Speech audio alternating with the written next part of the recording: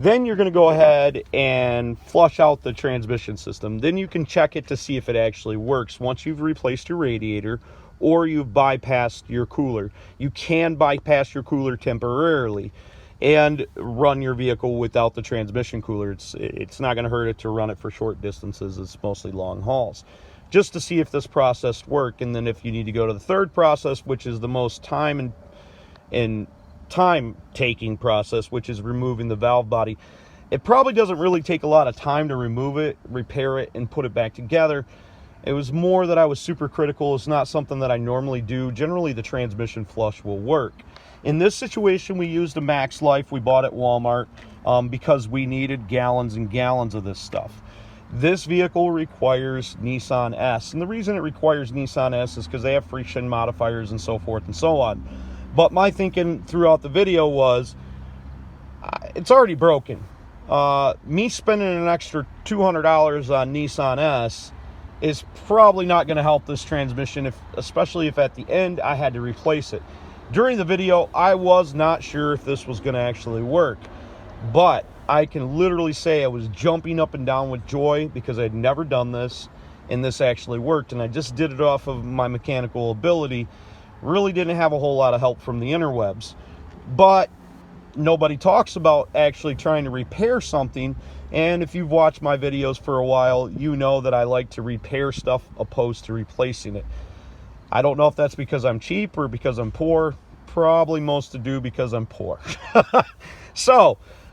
But I was willing to invest $200, $250 into doing this. So I did this for you guys and I made this video. Please watch the whole thing. There is so much good information in here. I can't say enough how happy I am with the outcome. Remember, you can't break what's already broken and can't never got anything done. So you might as well try. If I can do it, you can do it too. God bless you guys. Have a great day. When you get done, if you want to take the Max Life out and you want to put Nissan S in there, that's what you do if it fixes your problem. Obviously, I'm not going to show you that in the video, but I'm going to show you how to dismantle it, do the flush, dismantle the valve body, go over some things that I found while I was dismantling it. It's going to take a long time, just like the beginning of this video. So I hope you guys enjoy it. I know it's a little bit boring at times, but watch the whole thing. Subscribe, share. So the first thing we're going to do is we're going to remove the skid plate underneath here, 10mm bolts. Drop her out of there. So we got a bolt up here, and this is towards the driver's side, and then we got a bolt back there, and then we had 2 to 3 bolts along the back edge here. So the next thing we're going to do is we're going to remove the 2 transmission lines that are on the bottom of here, and that'll allow us to flush it out. So we've removed the passenger side lower the lower hose off of there, and we're going to see if it blows out here or if it blows out here. We're just going to fire it over for a second. You won't have to do this in your driveway because I've already made a mess in my shop.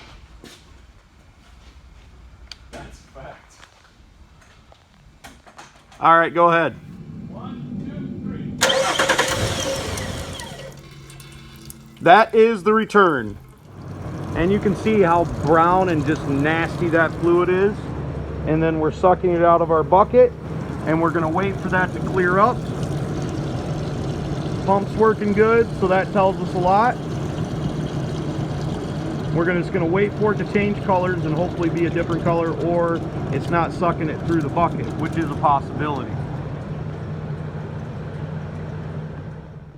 So we thought we were going to remove both lines and pump it into from the bucket up into the system, but it's not going to work that way. So we're going to have to fill it through the top and drain it through the bottom. So we've got a bucket set up underneath there. We've got the driver's side hose off of there, and as we run it, we're going to run transmission fluid in through the top and out through the bottom. So we're going to take our bucket that's full of good transmission fluid, and we're going to run it in there into the top of there and just let it run through, and then we'll put our line back on, and that will have flushed our system.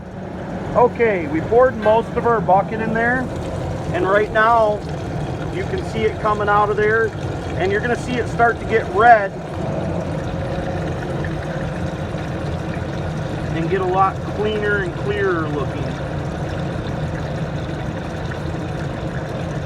So we're pretty much going to run all of that transmission fluid through it to get it flushed out, and then we'll put the line back on and we'll put brand new transmission fluid in it to fill it up to the proper level.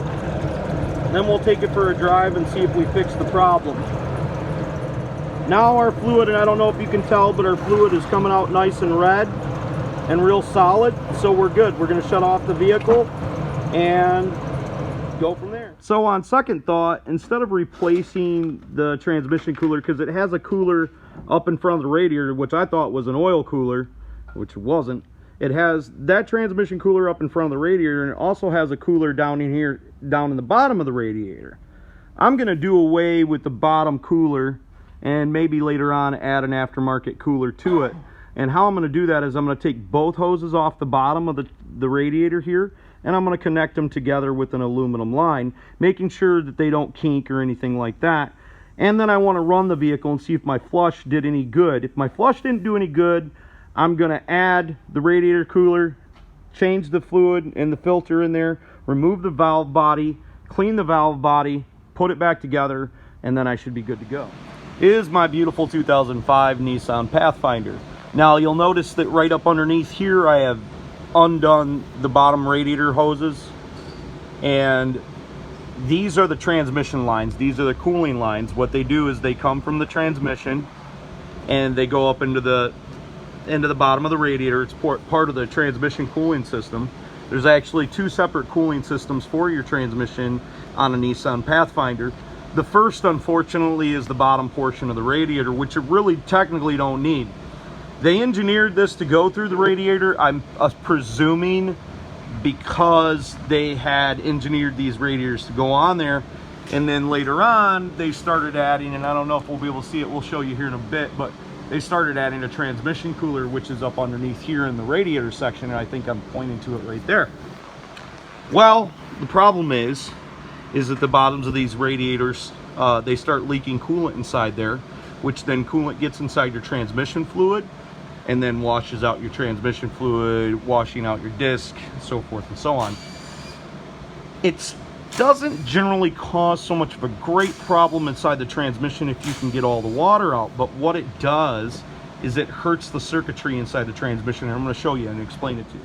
So inside your transmission, there's up above your valve body, which is where there's like these Corsi veins, and they shoot fluid into different spots depending on where the shifting of the transmission is, stuff like that. If you've ever taken off your transmission cover and you pulled your oil filter out, you may have seen these little vein looking things that are all in there. Well, they're controlled by a solenoid pack on most Japanese automobiles like this, and German automobiles as well. This is actually a solenoid pack controller out of a Mercedes. In this particular situation, as we could tell from previously in the video, that radiator looks fairly new, which it is, because in Nissan Pathfinders it's very, very common for their cores to break, and they start leaking transmission or coolant into the transmission fluid. Then that gets inside there and gets inside all these little veins that control your solenoid shift packs and makes them shift hard. Now in this situation in my Nissan's shifting, but it's shifting very hard. So what has happened is the water is trapped up underneath here, and it's going on top of these. These are actually, sorry about that. I had a really good example of this in mind. So this is the positive and negative feed to your shift solenoids. With that water there, it's actually conducting electricity between the two parts that it's not supposed to. So then it causes your shift solenoids to work erratically.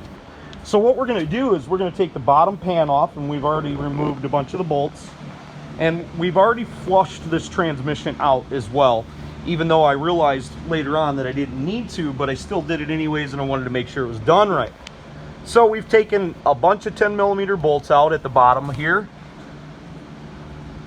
and we've got a few left, and we're going to drop the rest of the transmission fluid out of it, drop the filter out of it, and we're going to pull the valve body out of it, and we're going to try to clean that and hopefully rectify this.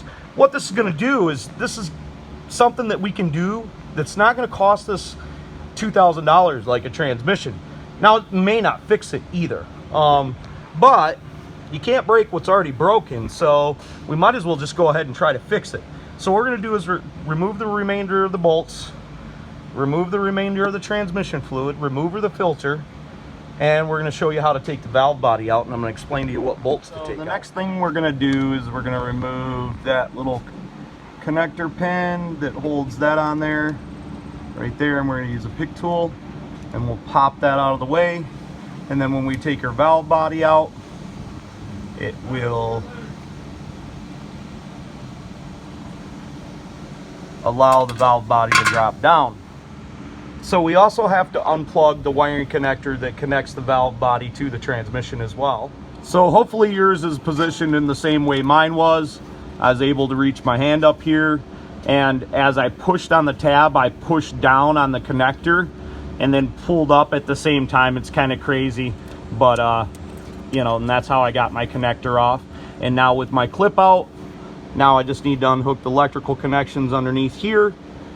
Pay attention to where my valve body linkage strikes with my shifting linkage, and pull my wiring harness off there, and I'll show you that here in a moment. Okay, there's 3 different size bolts in here, but they're all 10mm heads.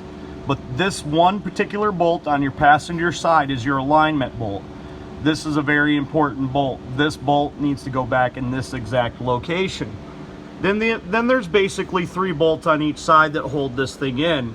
And I'm going to show you them when I pull them out. I'm going to show you which ones to pull out. It's going to be this one. Let's see. I think it's this one, this one, this one. I'm not sure, but I'm going to pull them out, and then I'll show you on the valve body which ones I pulled out. But there's only 12 bolts in total that you need to remove. Almost forgot. We need to pull our electrical connectors out, and then pull them out of the clips as well. We got one more right there, and that clip is in the back. That little clip right there, you're going to push that in. You can use a pick tool, and then we'll remove them out of the looms. Out of the little securing fasteners. So how them are affixed, they're just little metal tabs. You just bend them down a little bit. Don't bend them too much, you don't want to break them off. And when you go to stick this bolt back in, which is the one, do not crush the wires with the bolt. So now I have all my bolts out, and I'm going to show you. I've got this one loose. This is your locating bolt. That's the one that's different besides the other 2. And as you can see, I've got 1, 2. Really took that bolt out and I didn't need to, but I took that bolt out, but I didn't need to. 2, 3, 4, 5, 6, 7. Should have a total of 13 bolts, even though I was only supposed to take out 12.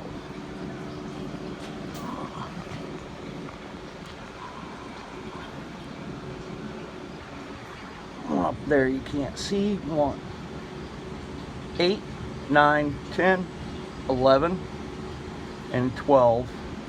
And then my 1 bolt is still left in there, which is 13, which is my alignment bolt. That's the particular bolt.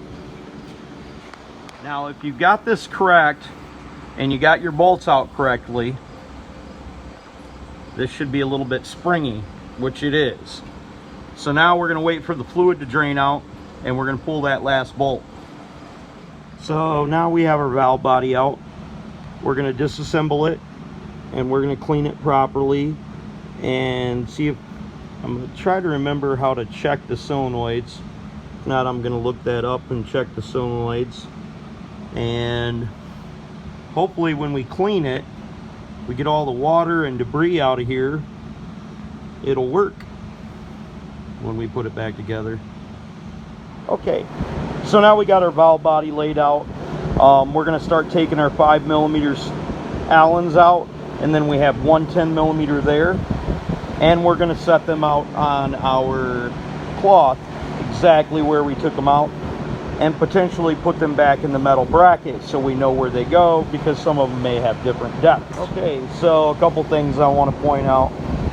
In order to get the valve body solenoid controller out, you have to take the solenoids off, and no matter how gentle I was with these things, these solenoids broke off. You can see how they're supposed to be. So to eBay it is, but it was exactly as I suspected. You see that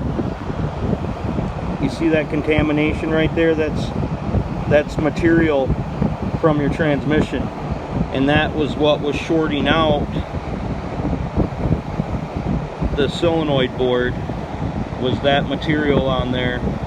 And that's exactly what we wanted to clean, and that's exactly what we want to take off, and how these just slid off of here like this. And then there might be, oh yeah, see, there's transmission material inside that. I don't know how well you can see it, but it shouldn't be like that. And that's our water contamination. Quite certain if I could have got the solenoids off correctly, I probably could have fixed this with no cost, you know, ending up cleaning this up. But I'm going to take the back off of here, and how I got the solenoids out was I took these pliers after I took the bolt out, and I just loosened them up a little bit, but you can see where I'd broken them off. I mean, I don't know, I'm going to try to get that out of there and replace them. Maybe I can get them from the local Yoko parts store, but I hope so. So at this point I wanted to add in a couple still shots so you have some information to go off of for your solenoids and etc. So that's what this is.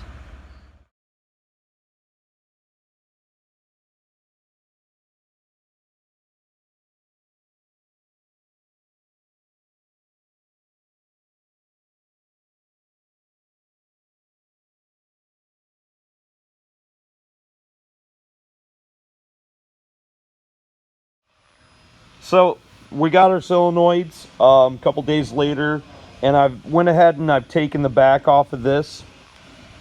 These little things have silicone right here. What they're trying to do is prevent any transmission fluid getting inside here.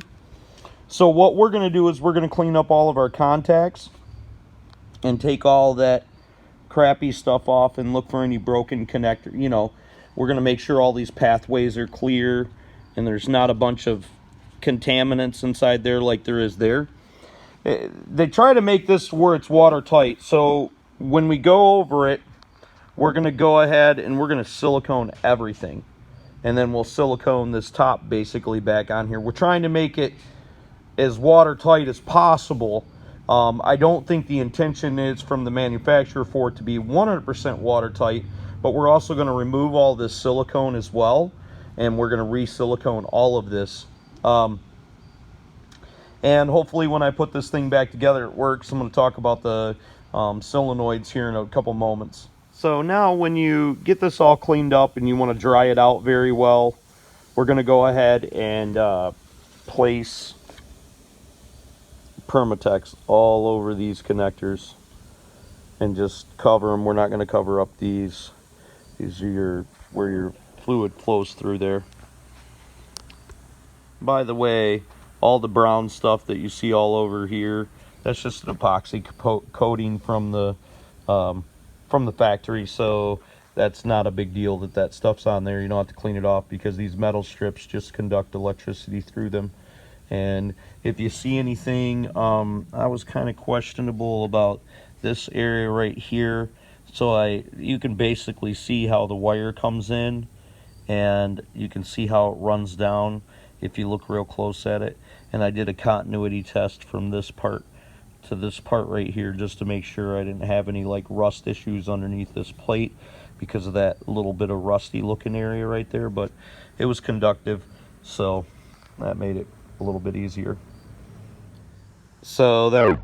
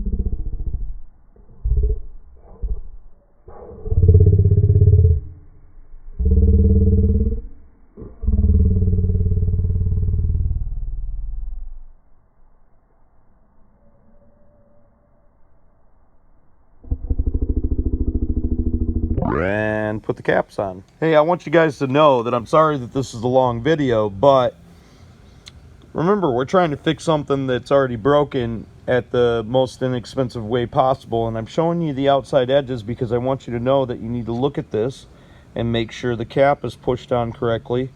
And it's also helping me look at it at the same time. If you've watched a lot of my videos, you guys know that I'm pretty close to blind, so I got to be a little bit more exacting about the things that I do, but looks like it's all put back together. I did put these covers on prior to pushing that on there, and I'm not too much worried about the you know, the silicone that's sticking out. I'm going to take that out of there in a second. But now we can assemble it back to our valve body and put on our solenoids. So now I've got it all assembled. I'm going to give you a nice little overview of this thing, just in case, I guess, so you know where your bolts go, because I had to do a lot of looking back and forth at pictures to remember all of them. But I also wanted to point out that my original, I don't remember what this one's called, but my original one was a Bosch, and this is the Mitsubishi version of that solenoid, and that appears to be okay from the research that I did. So I'm not really concerned about that. I don't remember which solenoid that's what that goes to, but I'll supplement the picture and put it in there so you have it. And I also noticed that, like, some of these solenoids I got, these are reconditioned. I don't know what 25 is, but maybe that's 08. I don't know. But they have the dates stamped in the top of them, and they're okay. And then the other thing, the part that I wanted to make this segment was when I was putting in these ones, you can, I don't know if you can see it down there, but if you look on your solenoids, there's actually little tabs that these rest on, so them are installed correctly. And then when I was installing them, I put my finger here and then my other arm right back there, and I was kind of wiggling these and pushing them down so they would go in there correctly. Hopefully that's helpful. Let's take a look at the bottom, because I have all the bolts in before I'm going to reassemble it into the mechanism there, and I have everything tightened down. With the bolt lengths, I had to go through a couple times because there's some that won't fit. I don't want to bottom them out, you know, bottom them out inside their fittings. There's not supposed to be a bolt in there. That's your alignment bolt. But I just wanted to show you how this was put together, and it looks like it's put together properly. Sorry for the length on the video, but if you're one of the people just looking for this particular spot, this is going to be really helpful for you. So I know this video's a little bit over 30 minutes long, but hopefully I saved you about $3,000 and you didn't take the advice to get your transmission totally rebuilt if you didn't need it. Make sure you subscribe, make sure you click the notification, share my videos, send me your nice comments. Sorry about all the nammering, but you got to understand, when we're making these videos, we don't know quite how they're going to turn out, and we don't know if there's going to be fruitfulness from it. So we can't take away from our daily lives, you know, and make these long videos, but if they're not going to be useful, because I trash a lot of videos because the information is incorrect or I was mistaken. But if you guys want to reach out to me, hit me up on Clay's AC and Auto Repair. Remember, you can't break what's already broken, so you might as well try to fix it. And if any other man can do it, you can do it too. Never got anything done. Don't be the next to them, be the first to you. God bless. Have a great day.